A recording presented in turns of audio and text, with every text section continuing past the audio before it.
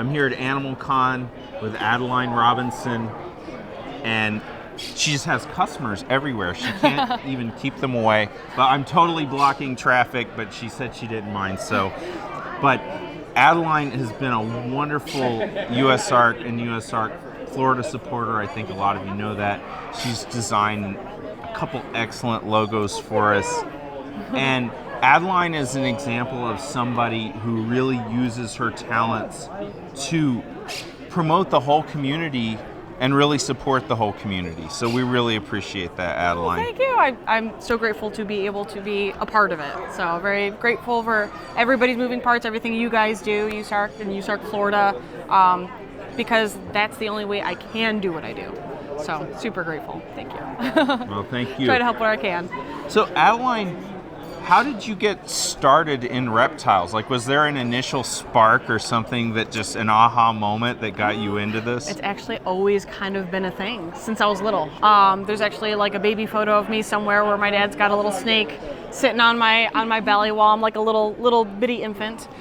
So we grew up with snakes and all kinds of animals in the home. So we had a little bit of everything. And like one of my fondest memories was my dad walking in and he'd have an enclosure and I'd guess what was in it and I'd try to figure out what he brought home. So your dad was kind of a herper. He was into it, yeah. Not quite as much as I am now, but yeah, he was the animal person in the household, and both of my parents supported that a lot, and they also encouraged artwork too. So I did both.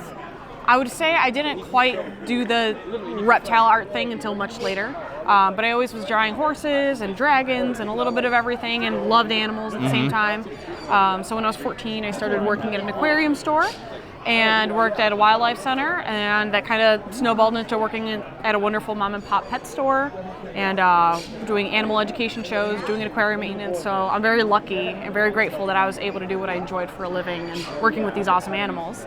And what's got me into it was actually getting out of the community for a little bit. So I took a job out of state that was unrelated to, the animal industry, I guess. And I missed it a lot. And I started picking up sketching after work. So I'd get home at like 8 o'clock. I'd work till midnight on, different friends would ask me to draw their snakes or whatever. And it slowly snowballed into doing some logos, some banners, and some graphic design work. And then next thing I know, I'm doing more and more drawings, and I'm just enjoying it. And, so did you have any formal training as an artist? No, I did a lot in high school, and then outside of that, I stopped for like 8 years. I didn't draw much at all, actually. I do like a little sketch here and there a couple times a year for some friends, but nothing really extensive. So I got back into it, and it's never too late. That's what I tell everybody. They're like, "Oh, I used to draw, but I don't anymore." I'm like, you could always get back into it. It's never too late to get back in. Has there been anybody in this community that's been like other reptile artists that have been influential to you? Yes, so much. Tel Hicks is like my personal hero. I've been going to the NARBC Tinley show for a really long time. That's my home show. And Tel would be there painting, and he would have all these beautiful chiclet prints, and all of his artwork would be up. He'd be painting during the show too. And I was super shy, like really nervous. So I'd like peek over and look, but I was always too scared to like go over to say hi or anything. But I just love his artwork so much. I have a bunch of his prints at home and have it on my wall. And that's what I want to be when I grow up. I want to be like Tel Hicks. Super cool. Excellent. So, and I saw you've done at least one collab, maybe more, with Russ Gurley. Yeah, that was a lot of fun. That was super cool. He did the top half of the piece and then sent me the canvas, and I finished the bottom half. So that was a blast to work on with him. Yeah, that's a really neat video. Find that and check that out. Yeah, because Russ recorded the first half too. He did a time lapse, and then I did one, so we combined them. So that was fun. Awesome. Love collaborating, and I love meeting other reptile artists and supporting each other.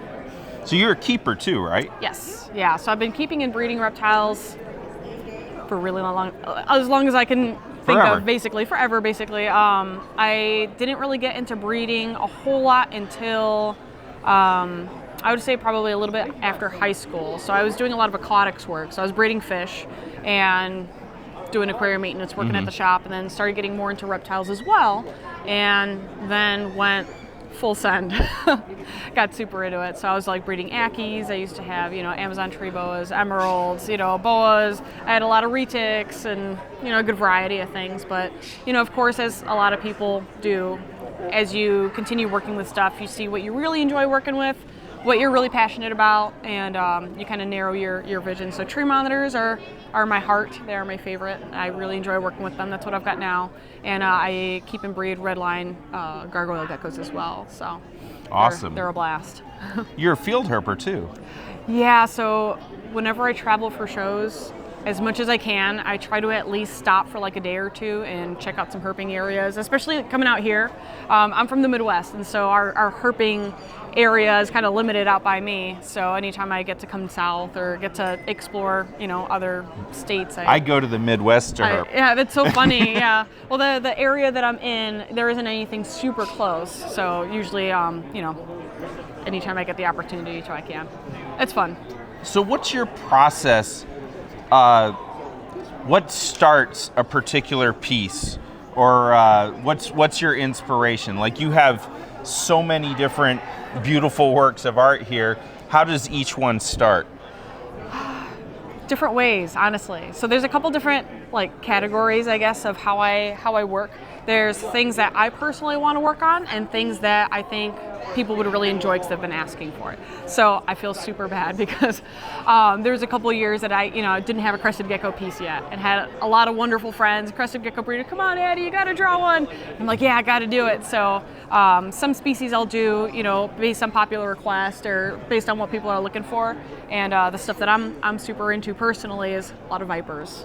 I will draw vipers all day. Very photogenic animals. Yeah, they're photogenic. I say photogenic. What do you call it when an animal makes a good subject for a piece of art? I honestly call them my muses. They're all amazing. Yeah. They're the head structure, the scalation, the texture of their scales. Some have keeled scales, some are super smooth, and there's just so much variety that you can never get bored with it. So do you do this with a live animal sitting in front of you, or do you do it from photographs, or where do you base what you're drawing on? A little bit of both. So, some of the pieces that I have are based on animals that I've kept personally. So, I've got them across the room and I can reference them as well. But typically I work off of a photo. It sits still for me. It's not moving around. Yeah. So it's a little easier to keep track of the details and accentuate the areas that I want to. So the wonderful thing about being in this community and networking and meeting other keepers and breeders is I know quite a few people that breed all kinds of things, and I'm friends with quite a few herp photographers as well. So if I look for a certain species, sometimes I'll post online, hey guys, I'm looking for some really good timber rattlesnake photos. Can you send me what you got? So, I'll get photos sent to me, and then I'll tag whoever I used as reference and try to promote them as well, because I appreciate that they let me use their photo to work off of. But yeah, so that's the typical process. Sometimes, if there isn't a photo that exists of what I'm looking for, I'll take the pattern of one animal and I'll take the shape or the pose of another and kind of combine them together. Sometimes I'll move things around. So there's a piece I did actually my most recent piece I call it Frankensteining. I grabbed its head and I digitally moved it around, changed the pose of it so that way it worked a little bit better for my composition. So there's a few different methods. Okay.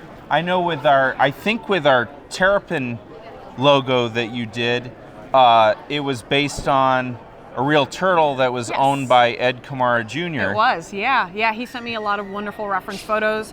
And the great thing about working with breeders too is they will tell you what's important, what's good to accentuate, what's important for a certain species. So Jason was telling me that for the black caiman piece, to accentuate the ridges on his face based on, the way their skull structure is. So it's nice to be able to get that accuracy from people that I'm friends with. Yeah. Well, definitely tons of resources in the community, tons of spectacular animals. Well, Adeline, it is always excellent to see you, and you've done so much for us. And everybody, check out Adeline at any of the NARBC shows usually. also, you're on social media, website. Tell us a little bit about that. How can they find you? So if you pretty much just look up Adeline Robinson art, it should pop up. I'm on Instagram mostly. I do a lot of reels. I'm behind on my YouTube. I'm sorry. I'm behind on my TikTok a little bit, but mostly Facebook and Instagram. So what I do, I actually do time-lapse videos of all the artwork, and I post it up online so people can see the whole process. So that way there's no questions of, how did this come into being? Nobody can have an answer, or I guess unanswered questions. I like to answer everybody. So if anybody, wants to know anything about the artwork or wants to see the process of anything, or just has any questions about reptile art or keeping or getting into it in general, feel free to reach out. Awesome. Well, thanks so much, Adeline. Thank you. Great to see you as always. Likewise. Good afternoon, guys. Elizabeth with USARK Florida here.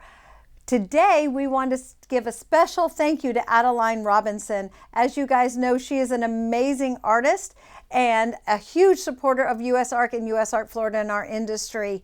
In the past, she has created this amazing design for us. It was our Terrapin shirt, which is available in this beautiful blue and also in gray.